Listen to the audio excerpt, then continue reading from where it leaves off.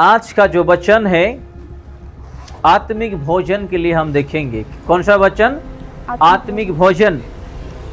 कितने लोग आज हम हर रोज भोजन पान करते हैं? हर रोज आत्मिक भोजन पान कितने लोग करते हैं? आत्मिक भोजन, आत्मिक यानी कि प्रभु में जीना, वचनों में जीना, प्रार्थना में जीना, पवित्र होकर जीना, आत्मिक। आज उसी आत्मिक वाला विषय हम देखेंगे प्रभु की वचनों से कि हम इस संसार में कैसा आत्मिक में आगे बढ़े। आज तो खाने पीने को लेकर के आज भाग दौड़ी कर रहे हैं, है कि नहीं? लेकिन आत्मिक जीवन के लिए भी हम लोगों को भाग दौड़ी करना हर एक विश्वासी का फर्ज है। हम देखेंगे यूहन्ना, नया नियम में यूहन्ना 4 अध्याय 31 से लेकर के 37 तक हम देखेंगे।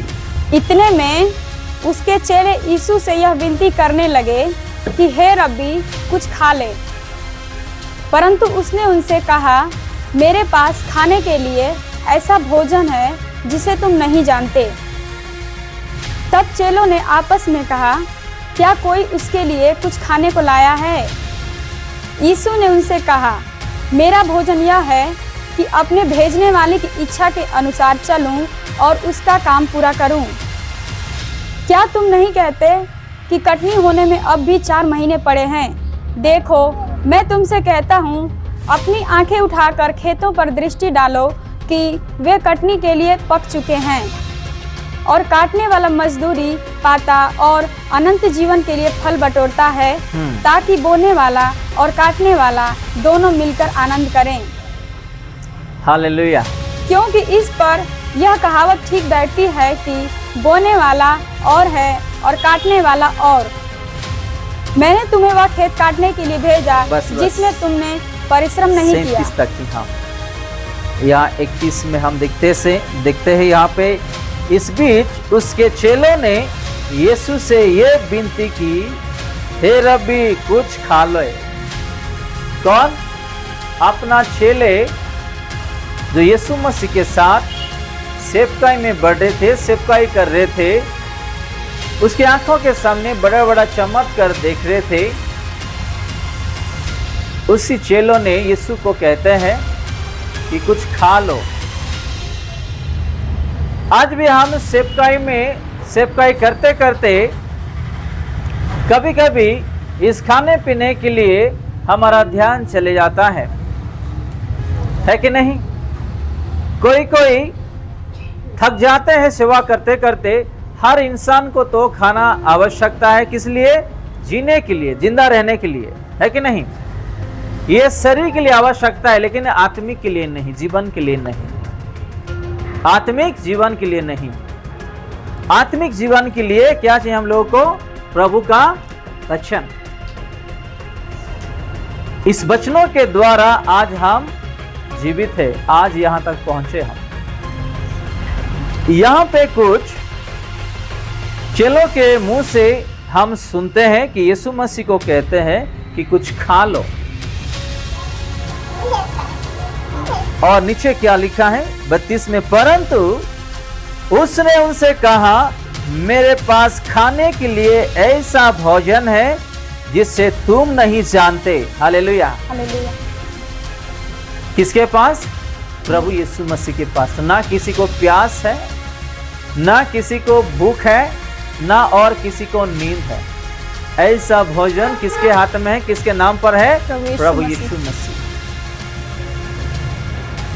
कोई उपवास करते करते कब 3 बज जाएगा, 6 बज जाएगा, या जितना घंटा उन लोग करना चाह रहे हैं, ध्यान उसी तरह चले जाता है, क्योंकि शैतान भी हमारा ध्यान को खींचता है, हमारा ध्यान को वो बांधता है कि हम आत्मिक वाला चीजों के लिए ध्यान ना दें। हालेलुया।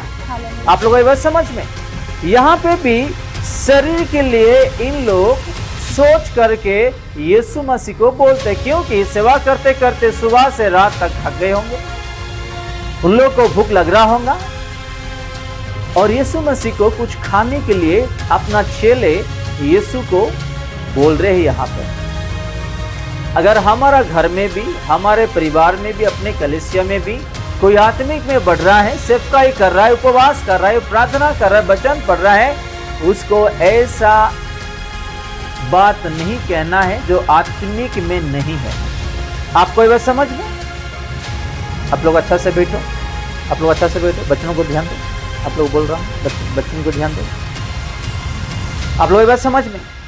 अपना घर में अगर कोई उपवास कर रहा है या प्रार्थना कर रहा है घर में, या कलीसिया जाना चाहता है, या प्रभु के लिए कुछ कर रहा है, तो ऐसे संसार वाली बात उसको नहीं बोलना है। किसको?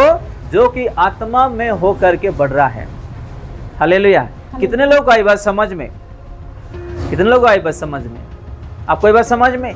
आज भी बहुत सारे लोग ऐसे रुकावट में आते हैं। मेरे बेटे और बेटी कलीसिया जा रहा है, कोई गाना गा रहा है, कोई बजा रहा है, कोई सेवा कर रहा है, कोई कलीसिया का काम कर रहा है, ये प्रभु का काम है। हालेलुया। हम आज नहीं तो कल मर जाएंगे, लेकिन जिएंगे तो आत्मिक में जिएंगे, शरीर में नहीं। जो लोग शरीर में जिएंगे वो कभी प्रभु का बेटे और बेटी नहीं हो सकते हैं। आपको ये बात समझ में?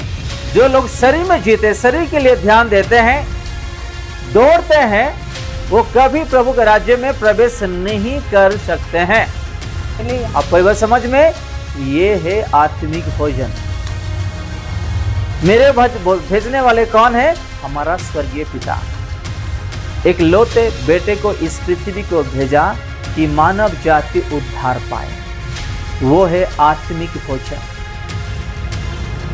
हम एक मकसद से यहाँ पे आए हैं, हमारी इच्छा से नहीं आए हैं। मेरे जितने भी कलीसिया के परिवार है, मैं आप लोगों को बोल रहा हूँ, ध्यान से सुनिएगा। हम इस धरती पे जितने भी लोग आज इंसान के रूप में पैदा हुए हैं, आज भी जीवित है, हम सोच रहे होंगे कि हम यहाँ पे आए हैं, कभी ना कभी मर जाएंगे। सही बात है, कभी ना कभी मर जाएंगे, लेकिन एक मकसद से प्रभु ने हमको यहाँ पे भेजा।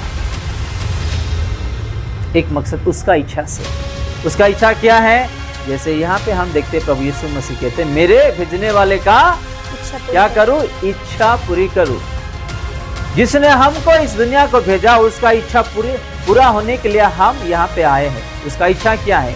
कि हम पवित्र होके जिए, आत्मिक में बढ़े, प्रभु के लिए जिए, प्रभु के लिए कुछ करे, और मरने से पहले कुछ लोगों का आत्मा को भी हम बचा पाए और उसको उसकी जगह में लेकर के जाए। हालेलुया। ये है भेजने वाले प्रभु यीशु मसीह का और हमारा पिता का इच्छा था, जो आज हम यहाँ पे आए इस दुनिया में। बहुत लोग यही बोलते ना, क्या है जिंदगी?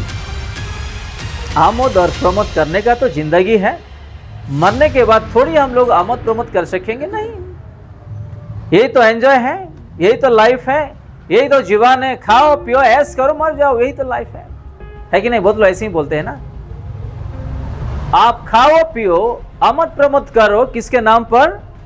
प्रभु, उसके साथ, उसके वचनों के द्वारा, उसके वचनों में होते हुए, पवित्र आत्मा के साथ, पिता के साथ, पवित्रता के साथ, सांसारिक में नहीं। आज कितने लोग संसार में जी रहे हैं बताओ?